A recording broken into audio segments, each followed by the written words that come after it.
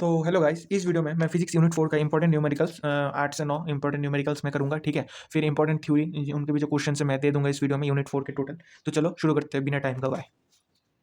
तो first question में मुझे दिया गया है एन ऑल्टरनेटिंग करंट, ठीक है, sorry, an alternating source of EMF जिसका value E equal to E not sine omega t is connected with a pure resistive circuit of resistance R. तो इधर ये रेजिस्टेंस सर्किट के साथ कनेक्टेड है। ठीक है, तो E equal to E not sine omega t मुझे दिया गया। तो फर्स्ट क्वेश्चन है what is the current of the circuit. तो करंट क्या होगा, तो मुझे पता है I equal to E by R, और आई इक्वल टू ई मुझे दिया गया है E not sine omega t by resistance capital R है। ठीक है, और हमें पता है ई नॉट बाई आर क्या होता है आई नॉट, तो होगा I not R, sorry, I equal to I not sine omega t. ये होगा फर्स्ट का आंसर करंट। ठीक है, दिखाई दे रहा है ना। हाँ, फिर नेक्स्ट क्वेश्चन है right the value of phase difference between EMF and current. ठीक है, तो ईएमएफ एंड करंट के बीच का फेज डिफरेंस निकालेंगे। तो देखो ई नॉट मतलब ईएमएफ का E not sine omega t and current I not sine omega t, तो दोनों में कोई डिफरेंस नहीं है, तो इसका आंसर डायरेक्ट जीरो हो जाएगा। See number, draw the variation of current with respect to time. ठीक है भाई, तो वेरिएशन मुझे पूछा गया है ना, तो देखो, तो टाइम टी, तो करंट नहीं, पहले ईएमएफ लिखो, ईएमएफ कैसा आएगा, ऐसा आएगा। ठीक है, ये थोड़ा ज़्यादा बराबर, हाँ, तो करंट कैसा आएगा, करंट छोटा आएगा, ईएमएफ से छोटा आएगा करंट।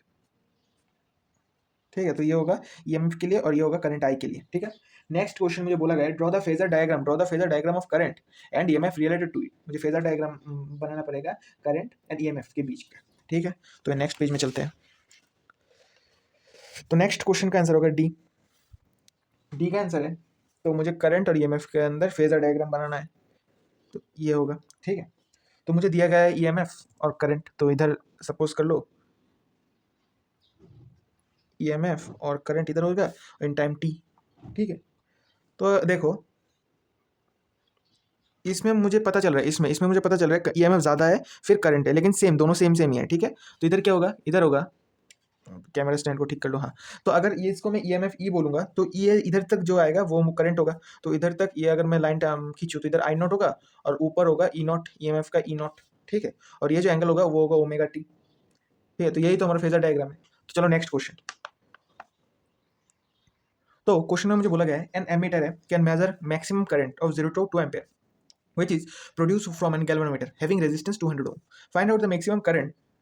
तो मैक्सिमम करंट मुझे निकालने को बोला गया है on which the ammeter shows full scale deflection when the shunt used is 1 ohm.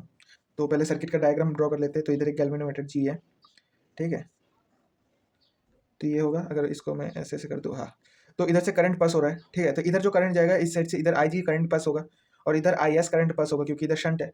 ठीक है, तो फॉर्मूला पता है I G equal to S by S plus G into I. तो इधर से आई जी का वैल्यू आ जाएगा 1/1 प्लस 200 इंटू टू, इधर से 2/201 एम्पेयर, तो इधर से आ जाएगा 0.01 एम्पेयर। ठीक है, नेक्स्ट क्वेश्चन, इजी क्वेश्चन है लेकिन वो मतलब बहुत वेटेज रखते हैं बोर्ड्स में। ठीक है, नेक्स्ट क्वेश्चन। तो नेक्स्ट क्वेश्चन मुझे बोला गया है instantaneous magnetic flux linked with the coil 5 equal to 5t to the power 3 और 5t cube minus 100t plus 300 weber. Find out the EMF induced in the coil at time t equal to 2 second. तो मुझे दिया गया है 5 equal to 5t cube minus 100t plus 300 weber. तो d five by d T क्या होगा, D five by D 5 into 3t square minus 100। ठीक है, अब minus d five by d T, minus मैंने क्यों लिया अब समझोगे, और इधर आ जाएगा माइनस 15t स्क्वायर इन माइनस 100। ठीक है, तो इंड्यूस्ड ईएमएफ का फॉर्मूला क्या है, कोई बता सकता है, induced EMF E equal to minus d five by d t. ठीक है, तो इसके लिए आ जाएगा minus 15 into two square into 15 into two square into नहीं आएगा minus 100 volt minus 60 plus 100 volt, तो इधर से आ जाएगा 40 वोल्ट। ठीक है, तो हम लिखेंगे the induced EMF developed in the coil is 40 volt. ठीक है, नेक्स्ट क्वेश्चन।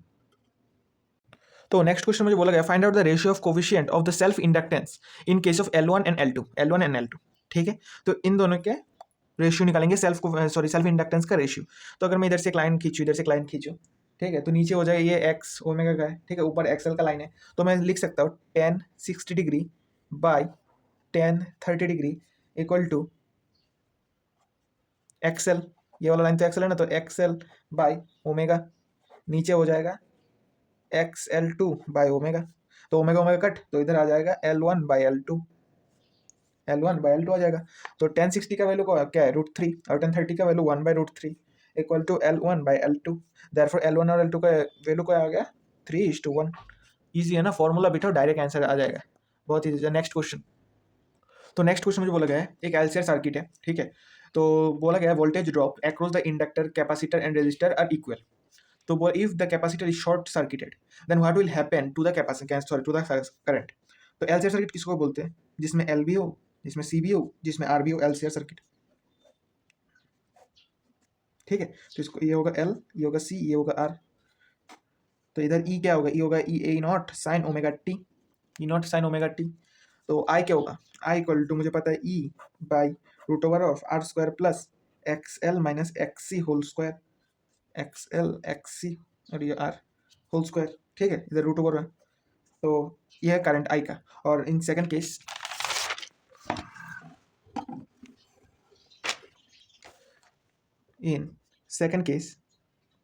आई डैश क्या होगा? E equal to R square plus X L square, क्योंकि एक्स सी तो इधर जीरो हो जाएगा ना, एक्स सी इधर जीरो हो जाएगा।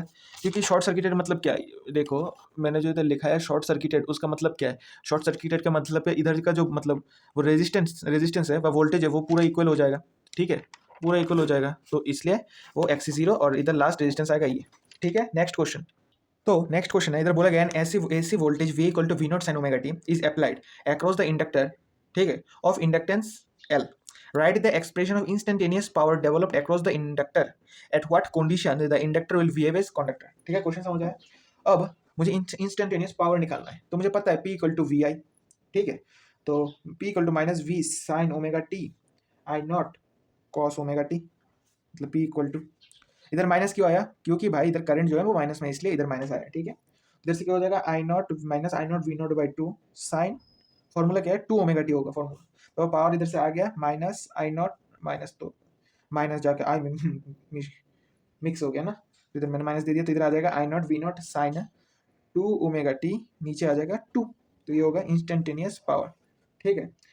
अब इन केस ऑफ इंडक्टर के केस में क्या होगा? इन केस ऑफ इंडक्टर, ठीक है, the AC source, in case of inductor the AC source is replaced by DC source, ठीक है। देन मतलब अब सेकंड क्वेश्चन है at what condition if in case of inductor if AC source is replaced by DC source then वो inductor एक conductor की तरह काम करेगा, जिसमें होगा एक्सएल एक्ससी की तरह काम करेगा, ठीक है। सॉरी एक्सएल एक्ससी क्या बोल रहा हूँ, एक्सएल एक्ससी नहीं होगा, एल ओमेगा की तरह काम करेगा, एक्सएल होगा, ठीक है। Next question. तो नेक्स्ट क्वेश्चन ये वाला, इस क्वेश्चन में बोला गया 3 electrical circuits having AC source of variable frequency are shown in figure. The current flowing in each are same. If the frequency of the applied AC source is increased, then how will the current flowing in the circuit be? तो देखो first मैं circuit draw करता हूँ। इधर are होगा और ये ना एक नंबर सर्किट, ये 2 आर एल और ये होगा सी, ठीक है। ये 3 सर्किट है, ठीक है। तो in case of resistor, in case of resistor current change नहीं करेगा, करंट विल नॉट चेंज, ठीक है। Next in case of inductor, in case of inductor I decrease कर जाएगा। एज क्यों आई डिक्रीज करेगा, करंट डिक्रीज करेगा? बिकॉज इंडक्टिव रिएक्टेंस, मतलब जो एक्सएल है, बिकॉज एक्सएल जो इंडक्टिव रिएक्टेंस है वो इंक्रीज कर जाएगा, ठीक है। देन थर्ड केस में आई इंक्रीज करेगा because capacitive resistance, sorry not resistance is called reactance, capacitive जो रिएक्टेंस है वो डिक्रीज कर जाएगा, ठीक है। कैपेसिटिव जो हाँ जो एक्सी है कैपेसिटिव रिएक्टेंस वो डिक्रीज कर जाएगा, इसके लिए आई इंक्रीज करेगा। तो ये है 7 क्वेश्चंस, बहुत ही मतलब 7 न्यूमेरिकल्स बहुत ही इंपॉर्टेंट है, यूनिट 4 के बहुत इंपॉर्टेंट न्यूमेरिकल्स है, ठीक है। अब थ्योरी पार्ट आते हैं। तो यूनिट 4 बहुत ही छोटा है, ठीक है। तो इसमें तुम Faraday's laws of electromagnetic induction, Lenz law about electromagnetic induction, eddy current, self and mutual inductance, AC generator, उसके principle, working theory and transformer, ये कुछ पढ़ लेना। नेक्स्ट जो होगा वो होगा हमारा यूनिट 5 जो कि ऑल्टरनेटिंग करंट। तो उसके अंदर बहुत इंपॉर्टेंट क्वेश्चंस भी हैं, बहुत इंपॉर्टेंट न्यूमेरिकल्स भी है, ठीक है। क्योंकि आज के जो वीडियो में ना मैंने थोड़े थोड़े किया है इस मतलब यूनिट 5 का भी मैंने किया है, तो एक काम करो मैं यूनिट 5 का भी तुम्हें थ्योरी देता हूँ, ठीक है। तो यूनिट 4 एंड 5 इस वीडियो में कवर हो जाएंगे। तो कुछ टॉपिक्स लाइक जैसे कि यूनिट 5 में जैसे कि RMS value of AC, alternating current, then capacitive reactance, impedance, RMS value of current उसका expression, then inductive reactance, phasor diagram, जिसके अंदर मोस्ट इंपॉर्टेंट है LCR circuit, and power in case of AC, ठीक है। Alternating current, power in case of alternating current, इसका भी expression EXP, तो ये सब इंपॉर्टेंट है, ठीक है। तो आज के लिए इतना ही, तो चलो मिलते हैं नेक्स्ट वीडियो में, बाय।